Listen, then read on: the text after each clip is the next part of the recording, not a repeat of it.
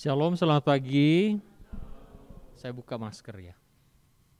Soalnya kayaknya artikulasi saya agak kurang jelas kalau pakai masker.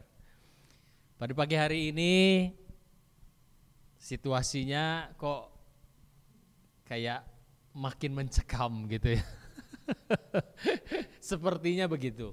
Tetapi kita masih beruntung karena kita ini terlambat ngalami kayak gini. Yang tempat lain, negara-negara bagian lain, kemudian juga di Indonesia juga, mereka udah lebih duluan ngalami hal yang seperti ini. Nah, kita baru ngalami ini, kita cukup surprise juga ya. Buat saya juga cukup surprise juga. Waduh, tiap hari pakai masker, biasanya nggak pernah pakai masker, biasanya kemana-mana bebas aja, masuk ke tempat keramaian juga kita rasa aman-aman aja. Tapi kok sekarang hari-hari ini kok kita kayak was-was juga gitu ya, karena lihat ada kasus-kasus yang mulai berjatuhan dan mulai ada lagi kasus baru. Kita mau belajar mengenai firman Tuhan pada pagi hari ini, tapi sebelum itu kita berdoa dulu ya. Bapa di surga, terima kasih pada pagi hari ini kami datang untuk bersekutu dengan Engkau ya Tuhan, kami datang untuk bertemu dengan Engkau ya Tuhan, biarlah setiap firman yang disampaikan juga membuat kami semakin mengerti akan Kau ya Tuhan. Ajar kami lebih, berikan kami hati dan pikiran yang seperti seorang murid, sehingga kami boleh diajar, kami boleh mendengar, dan kami boleh melakukan apa yang kami mengerti. Tuhan terima kasih, biar Roh Kudus bekerja bagi setiap daripada kami, memberkati setiap hati, dan memberikan kami hikmat-Mu, sehingga kami boleh mengerti dan boleh melakukan segala apa yang kami mengerti. Terima kasih ya Tuhan Yesus Kristus, di dalam nama-Mu yang kudus kami siap menerimanya. Haleluya, amin. Nah, seperti tadi disampaikan minggu kedua, kita ini udah minggu kedua ya, tapi kok gambarnya kurang jelas ini ya. Surrender to the King bulan ini gambarnya sih sebenarnya bagus sekali ini kalau lihat di layar ini, tapi seperti inilah. Mohon dimaafkan karena monitornya. Ayat yang saya ambil yaitu di 12 Roma 12 ayat 1. Kita baca bahasa Inggrisnya dulu, kemudian bahasa Indonesianya. 1, 2, 3. And so, dear brothers and sisters, I plead with you to give your bodies to God because of all He has done for you. Let them be a living and holy sacrifice, the kind He will find acceptable. This is truly the way to worship Him. Atau bahasa Indonesianya kita baca, karena itu saudara, demi kemurahan Allah, aku menasihatkan kamu supaya kamu mempersembahkan tubuhmu sebagai persembahan yang hidup, yang kudus, yang berkenan kepada Allah. Itulah adalah ibadahmu yang sejati. Bapak Ibu, surrender to the King, menyerah kepada Tuhan. Apa sih yang kita bisa berikan pada Tuhan dalam hidup kita itu? Dikatakan di sini, berikanlah tubuhmu. Tubuh akan menjadi satu persembahan buat Tuhan. Tapi tubuh yang bagaimana? Tubuh yang hidup. Ternyata kalau orang sudah mati, tubuhnya gak bisa jadi persembahan buat Tuhan. Tubuh yang hidup ini bisa jadi persembahan buat Tuhan. Satu yang pertama yang saya ingin kita belajar adalah a living sacrifice. Kalau kita bicara mengenai hidup, kita bicara mengenai waktu. Kita dibatasi, hidup kita ini dibatasi oleh waktu. Waktu adalah sesuatu yang paling berharga yang semua orang sama diberikan oleh Tuhan. Satu hari 24 jam. Mau orang percaya, orang tidak percaya, satu hari 24 jam. Orang miskin, orang kaya, satu hari 24 jam. Waktu dibagi sama rata, sama semua kita. Sedangkan yang lain seperti talenta, kita berbeda-beda. Kita unik, nggak ada yang sama. Di seluruh dunia ini dengan jumlah manusia yang 7 sekian billion orang, itu nggak ada satupun yang sama. Ada satu kesamaan yaitu waktu. Waktu yang diberikan setiap hari itu 24 jam, sama semua. Nah, bagaimana kita memanfaatkan waktu ini untuk menjadi persembahan yang kudus kepada Tuhan? Itu aja yang menjadi pertanyaannya. How do you manage your time? Atau gimana kita membagi waktunya? Berapa banyak yang kita persembahkan untuk Tuhan waktu ini? Apakah cuma seminggu sekali kita datang ke gereja atau seminggu 2 kali dengan persekutuan atau KM? Itu sudah cukup. Berapa banyak dalam satu hari 24 jam ini kita melakukan hal-hal yang untuk urusan kita sendiri. Misalnya apa? Untuk kesenangan kita. Nonton misalnya. Nonton itu sekarang medianya bukan hanya TV loh. Saya dulu waktu masih kecil, media yang untuk nonton hanya 1 atau 2, yaitu bioskop. Yang kedua TV, nggak ada yang lain. HP belum ada, zaman saya belum ada. Medianya ya cuma itu aja. Kalau mau nonton pergi ke bioskop atau TV. Nah itu pun sudah menyita banyak waktu.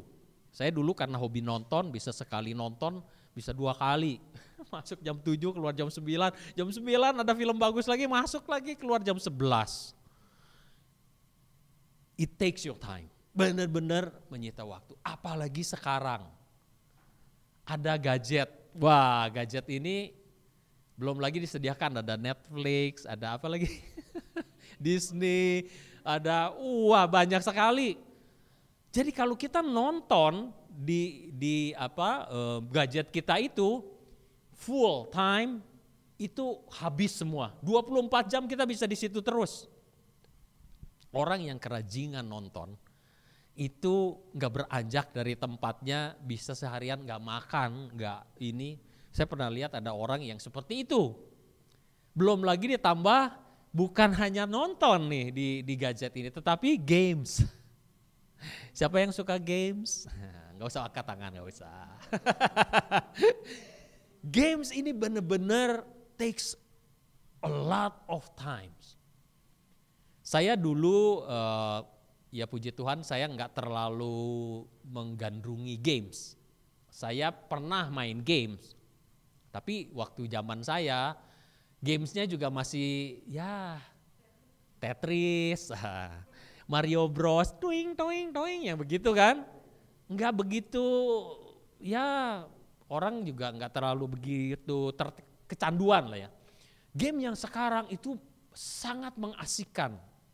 Sampai orang itu terobsesi dengan game. Orang seharian main game, terutama yang mereka sukai adalah yang tembak-tembakan. Dan kemudian game ini dimanfaatkan oleh kuasa gelap untuk mempengaruhi orang menjadi hal yang bukan hanya menyita waktunya, tapi mempengaruhi jiwanya. Berapa banyak yang kita tahu, saya tahu banyak orang yang tahu juga orang yang membunuh gara-gara game. Terinspirasi oleh game yang main tembak-tembakan, dia ambil senjata bapaknya, dia tembak orang-orang. Itu dia mengambil bukan hanya waktu orang ini, tetapi jiwanya pun dipengaruhi. Oleh sebab itu, waktu ini adalah pilihan pribadi masing-masing dari kita. Kita mau arahkan kemana? Kita mau bagi waktunya gimana? Apa yang akan kita lakukan dengan waktu yang kita punya 24 jam sehari ini?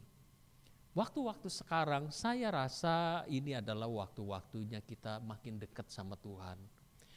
Karena tanpa itu kita nggak akan bisa survive dalam hidup ini. Karena tawaran begitu menggiurkan di luar sana udah luar biasa. Kita mau habiskan waktu 24 jam tanpa berhubungan dengan Tuhan bisa loh hari-hari ini. Apa saja yang kita bisa lakukan ya termasuk dengan media sosial. Kita update profile kita aja itu berapa jam kita spend di sana. Iya kan, belum lagi nonton, belum lagi main game, belum lagi banyak sekali WhatsAppan, belum lagi kita sending ini, sending itu. Kita sibuk dengan hal yang demikian. Sehingga kita makin lama bukan makin dekat sama Tuhan. Kita makin menjauh dari Tuhan karena apa? Semua distraction itu disediakan oleh dunia untuk kamu buang waktunya ke sana. Spend waktunya di sana. Waktu itu sangat-sangat berharga. Kita ini perlu waktu, sangat sebetulnya. Time is what we want most. Waktu itu sangat kita perlukan. But we use it worse. Kita melakukannya itu gak bagus bagi waktunya itu. Kita gak bisa benar-benar memanage waktu kita dengan baik. Kita banyak spend waktu untuk hal-hal yang sebetulnya gak penting. Tapi hanya untuk entertainment. Entertainment itu bukan gratis loh. Kalau kita bilang, oh ya kita nonton gratis, enggak loh, kita bayar. Walaupun secara finansial uang kita nggak keluar, tetapi kita bayar dengan apa? Dengan waktu kita. Waktu itu adalah satu hal yang Tuhan kasih sangat berharga. Dikatakan gini, time is free, but it's priceless. Kita nggak bisa beli waktu. Oh saya mau kembali seperti dulu, oh saya ingat waktu saya masih muda. Badanku dulu tak begini. Saya seperti dulu, masih kinclong, wajahnya masih lurus, nggak ada garis. Enggak, maksudnya bukan lurus rata gitu, bukan loh. Maksudnya lurus itu kulitnya masih kenceng gitu kan, nggak ada urat-urat senyumnya apa, garis-garis senyumnya nggak ada keriput-keriput di sini nggak ada. Nggak bisa kembali, waktunya udah lewat. Dulu ya nikmati di mana, di foto. Dulu saya pernah lihat, wah kinclong bener ya saya dulu ya. Tapi waktunya sudah lewat. Rambutnya masih banyak, sekarang kok brodol. Makin lama kok makin menipis gitu ya. Jadi waktu itu berlalu begitu cepat. Time is free but it's priceless. Harganya mahal sekali. You can own it but you can use it. You cannot own it. Kita nggak bisa memilikinya. Tetapi kita bisa mempergunakannya. Nah kan itu bagaimana kita bermakna. Orang-orang yang sekarang yang dibilang awet muda, itu dari mudanya memang udah treatment. Bukan setelah udah kejadian baru treatment. It's too late gitu loh.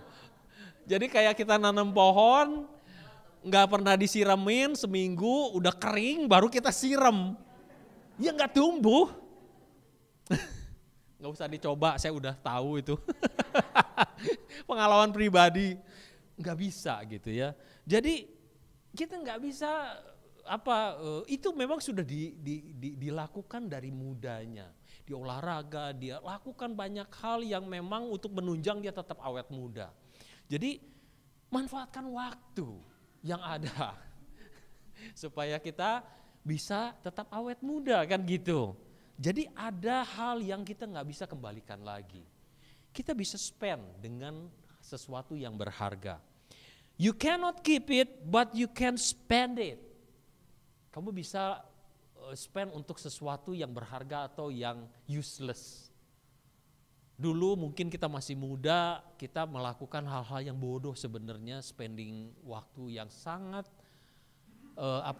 mendatangkan keburukan buat kita dan kita menyesal setelah tahu kita mengenal Tuhan. Saya dulu pernah juga ya yang namanya ngerokok lah, yang minum minuman keras lah, yang saya pikir-pikir aduh bodoh banget gitu, spending waktu banyak untuk sesuatu yang sangat merugikan saya sebetulnya gitu. Pada waktunya nanti akan kita lihat bahwa ada dampak gitu kalau kita nggak berhenti. Orang yang rokok terus ya nabung apa itu? Nabung penyakit kan? Iya toh?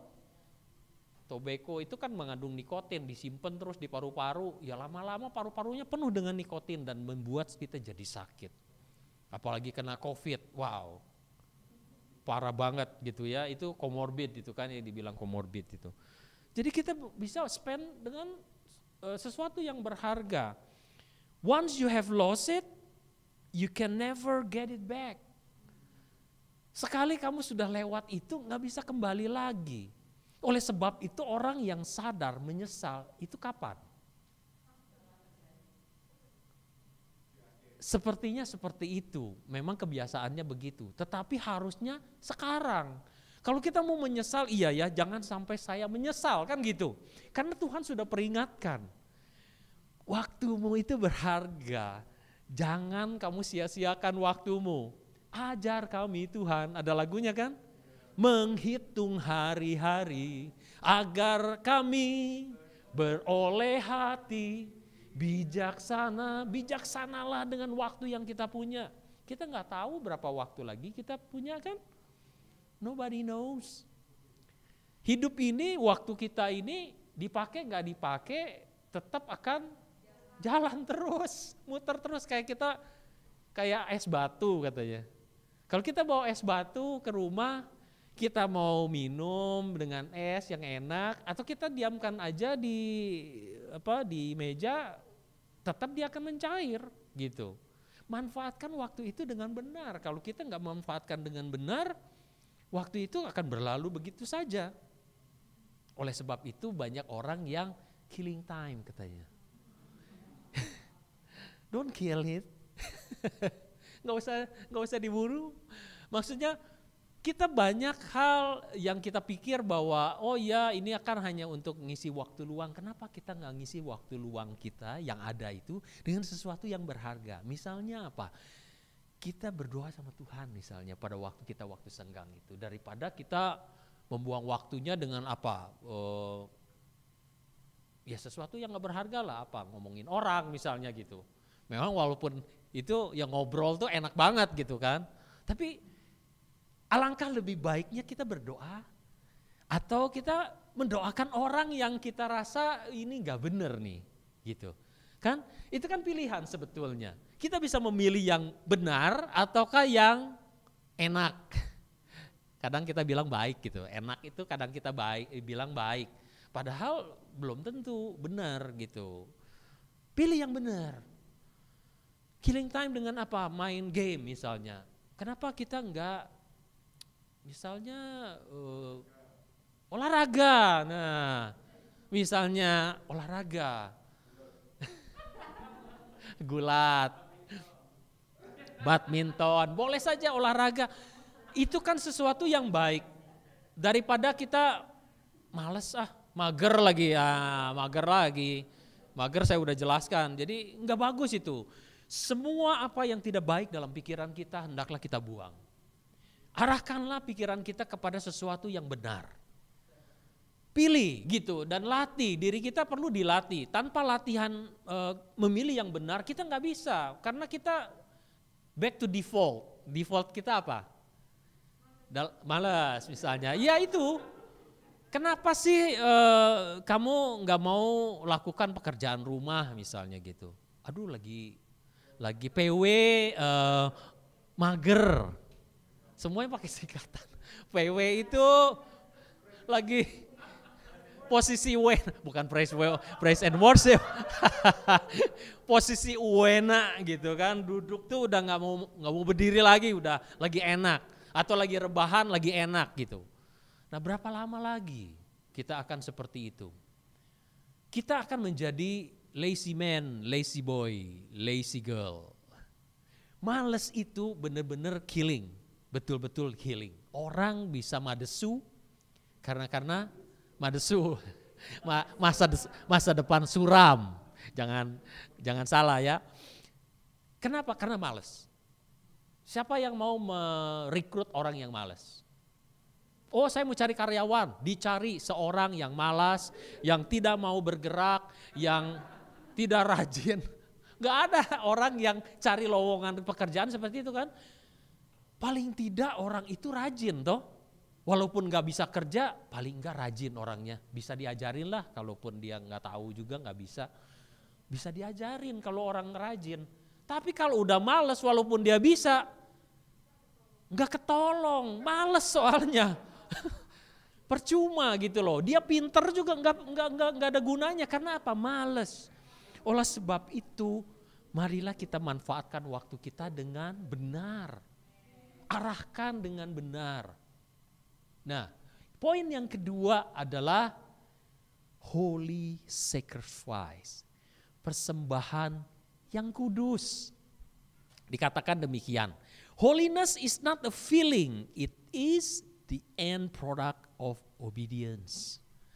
Kekudusan itu bukan perasaan, oh saya rasanya masuk ke gereja kok ada kerenyang-kerenyang, merinding-merinding, kekudusan itu turun. Terus saya rasanya jadi kudus, bukan perasaan. Kekudusan itu pada waktu kita taat kepada Tuhan. Tuhan kuduskan kita, karena kita melakukan apa yang Dia mau. Kita dikuduskan, dibenarkan oleh Tuhan. Itulah kekudusan. Bukan karena kita melakukan hal-hal yang baik kemudian tiba-tiba jadi kudus, bukan. Tapi karena kita dengar-dengaran apa yang kita dengar daripada Tuhan. Itulah kekudusan. Kita menjadi kudus karena kita taat dengan firman Tuhan. Holy itu artinya juga pure, murni. Apa yang kita lakukan itu murni, gak ada udang di balik batu. Kalau kita melakukan sesuatu, mau tolong orang misalnya, itu memang pure, murni. Bukan kita mengharapkan, nanti saya dapat apa dari dia. Bukan itu, pure, sesuatu yang murni. Kita melayani Tuhan murni. Gak ada tendeng aling-aling belakangnya, saya mau kejar nih posisi jadi ini. Bukan, tapi benar-benar pure karena kita mengasihi Tuhan, melayani Tuhan itu. Purity is not a gift. It is the result of repentance and serious pursuit of God. Pada waktu benar-benar kita cari Tuhan, kemurnian hati itu diberikan oleh Tuhan. Betul-betul karena kita mencari wajah Tuhan. Mengerti betul isi hatinya. Kita selaras dengan apa yang Dia kehendaki. Itulah purity. Kalau enggak kita akan jadi politician. Walaupun kita hidup di gereja. Apa yang diomongin beda dengan apa yang dikerjakan. Kemudian menjanjikan yang lain lagi. Kita kan jadi politisi. Dan politisi yang gak baik lagi. Harusnya politisi ikuti firman Tuhan yang pure gitu. Politisi biasanya janji sebelum dipilih. Yang ngomongnya janjinya, pilih saya nanti akan ada ini ada itu. Udah jadi janjinya lupa. Lupa, janji tinggal janji, lidah tak bertulang. Paginya tempe, sorenya kedelai lagi. Jadi enggak apa yang diomongin enggak sesuai. Purity ini penting buat kita. Karena Tuhan itu memberikan pada waktu penciptaan. Tuhan memberikan apa? Let us create in our image. Image itu apa? Gambar Tuhan. Itu bukan sosok physically-nya tetapi karakternya Tuhan. Image-nya Tuhan, karakternya Tuhan. Kalau kita lihat handphone kita, belakangnya ada gambar apel yang digigit, yang sudah digigit. Itu adalah image-nya Apple. Perusahaan besar itu. Gak bisa sembarangan orang mau pakai itu image-nya, gak boleh. Itu diprotek betul. Ada gambar karakternya Tuhan dalam hidup kita. Kalau kita udah terima Tuhan, Tuhan Yesus sebagai juru selamat dan Raja kita, image-nya ada gak dalam diri kita itu? Karakternya ada gak? Apakah kita ngomong pagi tempe, sore kedelai? Apakah hari ini kita ngomong seperti ini, besok kita ngomong yang lain? Purity ini penting buat kita karena purity itu adalah kekudusan. Apa yang dikatakan firman Tuhan, kalau engkau mengatakan ya, hendaklah iya. Tidak, di atas tidak. Selebih daripada itu bukan daripada Tuhan. Ya, iya dan iya. Oleh sebab itu orang percaya nggak perlu sumpah. Karena kalau dia ngomong pasti dia tepati. Jadi itu guarantee. Orang mengucapkan, oh iya akan dilakukan. Saya belajar untuk mengucapkan, ngomong sama anak saya, sama istri saya. Kalau saya janji, saya harus tepati. Saya belajar untuk itu. Itu saya tahu nggak mudah. Tapi kita harus belajar untuk menepati apa yang kita ngomongin. Kalau enggak, siapa yang akan percaya? Kalau saya janji akan jemput istri saya, walaupun bagaimana saya pasti jemput. Kalau nggak bisa menjemput, paling tidak saya telepon dia, kasih tahu dia, atau bagaimanalah caranya. Pokoknya janji itu harus ditepati. Saya janji sama anak saya tepati janji saya kepada anak saya. Walaupun setelah saya janji ternyata wah mahal banget ya yang dia minta itu. Mahal banget. Ya udah dibeliin karena apa? Udah janji. Janji itu akan bisa dipegang oleh orang. Makanya anak saya nggak akan ragu. Kalau saya ngomong, oke, papi akan lakukan ini, dia akan langsung percaya. Kenapa? Karena saya nggak pernah bohong, saya nggak pernah ingkar. Kita menjadi orang yang berdosa ini aja bisa tahu melakukan itu, apalagi Tuhan. Tuhan itu jauh lebih daripada kita dan kita harus belajar daripada Tuhan yang selalu menepati janjinya. Itu yang membuat kita akan menjadi kudus di hadapan Tuhan. Menjadi pure. Jangan gampang janji kalau kita nggak bisa tepati. Lebih baik kita nggak janji daripada kita ngomong janji kemudian kita nggak bisa tepati. Hal yang ketiga, cuma 3 aja yang saya mau bagikan itu. He will find acceptable, atau dia akan menemukan acceptable itu bisa diterima oleh Tuhan, dapat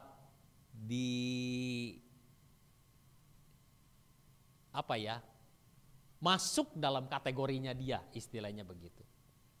Atau dalam terjemahan lain adalah menyenangkan hatinya.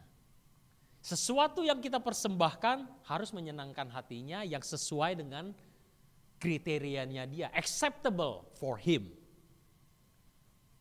Kalau enggak, Tuhan akan tolak.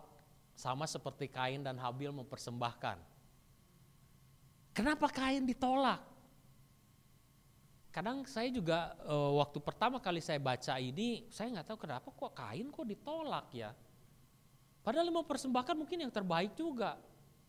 Ada satu hal yang Kain dan Habil sebetulnya udah diajarin, bahwa mempersembahkan kepada Tuhan harus ada darah. Nggak bisa tanaman. Tanaman itu nggak punya darah walaupun kualitasnya bagus. Tidak masuk kriteria yang digariskan oleh Tuhan. Apa yang Tuhan disenangkan dengan persembahan kita. Jangan pakai pengertian kita sendiri. Seringkali kita pakai pengertian kita sendiri untuk menyenangkan Tuhan. Salah. Kalau kita mau kasih hadiah sama orang, seringkali kita beli apa yang kita pikir bagus toh. Bener gak? Mau kasih hadiah sama si A, saya mau kasih hadiah sama istri saya. Saya mau beli sesuatu, tapi saya pilih selalu kecenderungan hati, pilih yang saya pikir bagus buat saya. Dikasih ke istri saya, dia gak suka gitu loh. Lah ini hadiah untuk siapa? Untuk saya kah yang memberi ataukah untuk dia? Pilihlah apa yang dia suka. Sehingga kita berpikirnya juga bukan dengan pikiran kita sendiri. Percayalah kepada Tuhan dengan segenap hatimu dan jangan bersandar kepada pengertianmu sendiri. Jangan pakai pikiran kita untuk menyenangkan Tuhan. Ketahuilah, kenalilah dia, tahulah apa yang dia ingini, apa yang dia suka. Kasih apa yang dia suka. Kain ditolak bukan karena dia tidak memberikan persembahan, dia kasih persembahan. Tapi apa yang dia kasih itu tidak menyenangkan atau tidak masuk dalam kriterianya Tuhan. Apa yang Tuhan senang, yaitu korban darah, gambaran daripada Yesus Kristus. Itu nggak bisa dikesampingkan. Itu menjadi hal yang utama untuk kita mengerti. Untuk menyenangkan dia.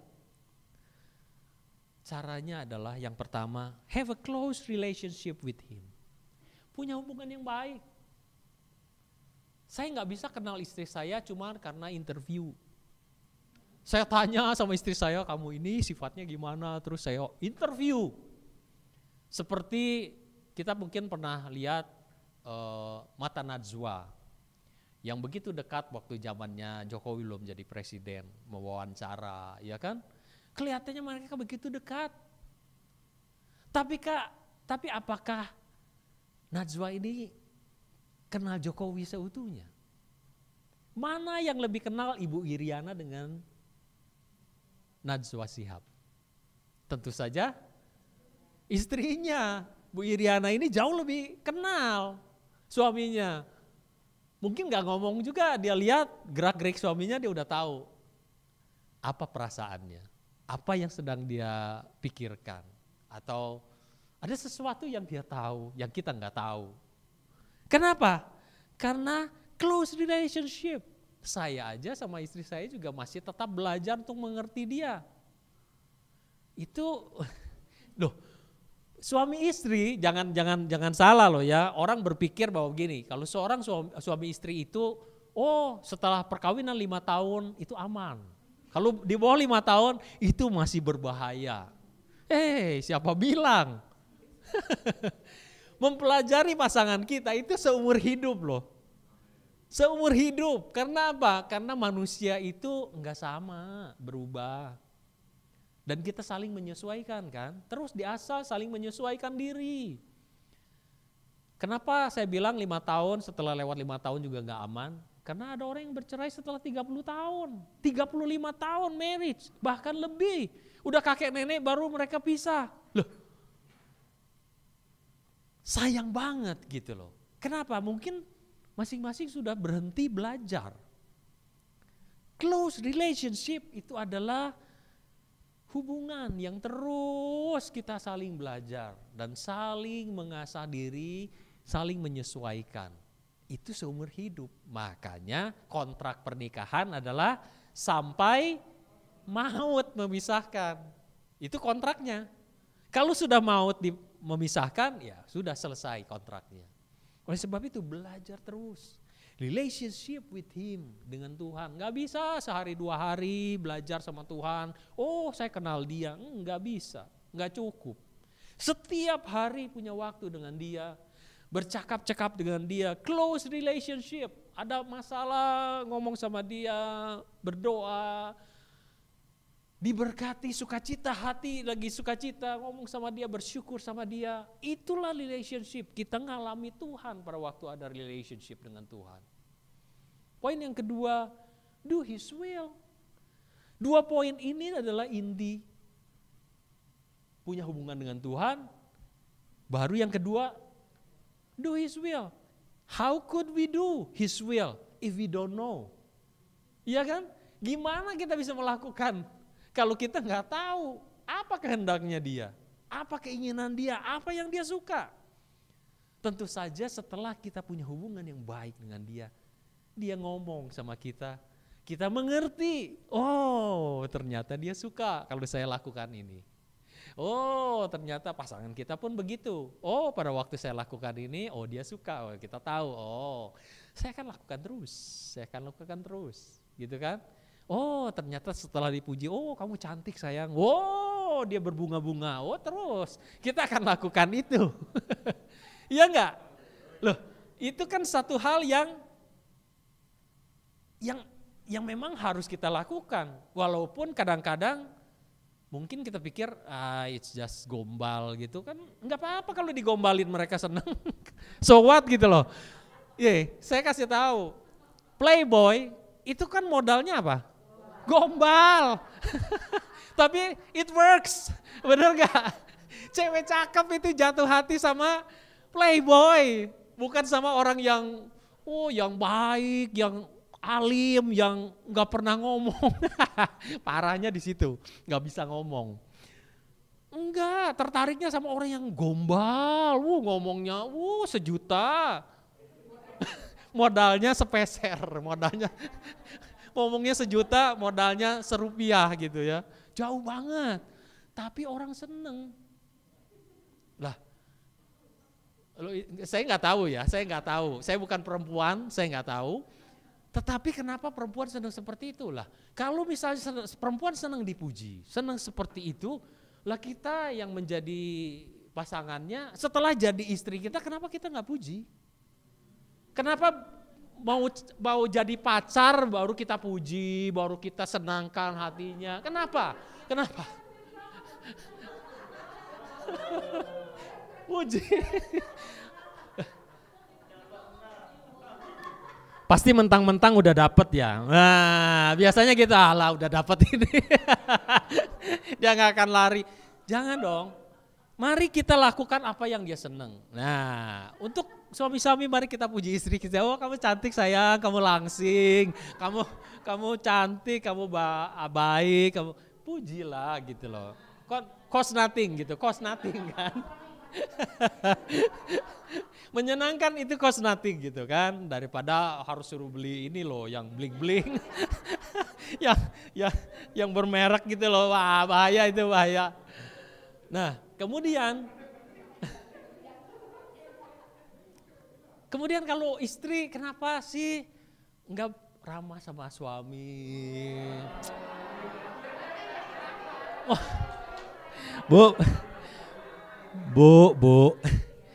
Bu, ngomongnya pelan-pelan aja Bu, nggak usah pakai volume tinggi. Nadanya rendah aja, do rendah Bu, do rendah aja, nggak usah pakai do re mi fa sol la si, do re mi fa sol la si do. Nggak usah, suamimu masih denger kok. Pelan aja ngomongnya, tahu gitu loh. Walaupun dia gak jawab kadang-kadang karena apa? Mungkin karena capek, iya. Ngomong pakai nada tinggi, waduh. Berat. Iya enggak suami-suami? Relax gitu. Jadi semuanya itu ada hal yang disenangi. Berikanlah apa yang disenangi dan hindarilah apa yang tidak disukai. Kalau kita terbiasa dengan sesama, kita akan terbiasa juga memperlakukan Tuhan. Kalau kita nggak terbiasa dengan manusia yang kita kelihatan, apalagi Tuhan. Mungkin kita lebih kurang ajar lagi sama Tuhan itu.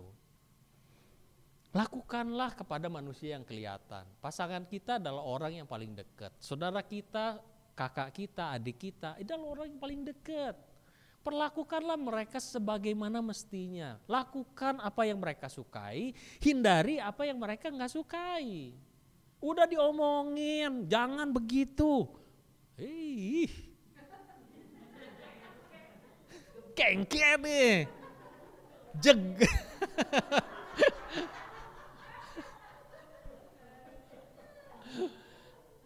Kok keras kepala sekali gitu, dilakukan lagi. Konslet. Bapak Ibu, kita melakukan ini adalah praktis. Hidup kita itu sementara di dunia ini, tapi sangat berharga. Karena apa? Karena hidup yang sementara ini menentukan apa yang akan kita lalui nanti di kekekalan. Mau percaya ataupun tidak, kekekalan itu pasti datang dalam hidup kita. Apakah kita nantinya akan hidup atau mati dalam siksaan itu? Sebenarnya kan gitu. Pilihannya cuma itu aja. Pasti kekekalan itu akan datang. Karena hidup kita ini sementara. Makanya dikasih waktu. Time limit ada. Ada expiry date-nya. Coba dilihat ada expiry date-nya enggak ya? Ada ya di sini ya. Cuma kita nggak tahu aja. Tuhan sudah berikan expiry date. Nggak bisa menghindar kita. Waktunya akan datang. Oleh sebab itu pergunakanlah waktu untuk kita melatih diri bagaimana berhidup yang benar itu. 1, close relationship with Him. 2, do His will, lakukan kehendaknya. Gimana kita latihan? Dikasih orang-orang terdekat kita untuk melatihnya. Lakukan apa yang dia suka, enggak lakukan apa yang dia tidak suka. Udah habis ternyata. Bapak Ibu, saya ingin kita mau menyadari bahwa hari-hari ini guncangan itu begitu terasa. Hari ini bisa begini, besok bisa berubah lagi. Kita planning ini, ternyata nggak bisa dilakukan besok. Banyak hal yang gampang sekali berubah. Tetapi ada satu yang tidak berubah, yaitu waktunya Tuhan Yesus akan datang kembali. Apakah kita masih tetap seperti yang diharapkan oleh Tuhan? Ada iman kita, ada perubahan hidup kita, makin lama makin mengenal Dia, makin taat kepada Dia. Hubungan kita dengan Tuhan itu makin dekat sehingga tahu kehendaknya, sehingga kita bisa melakukan apa yang Dia senangi.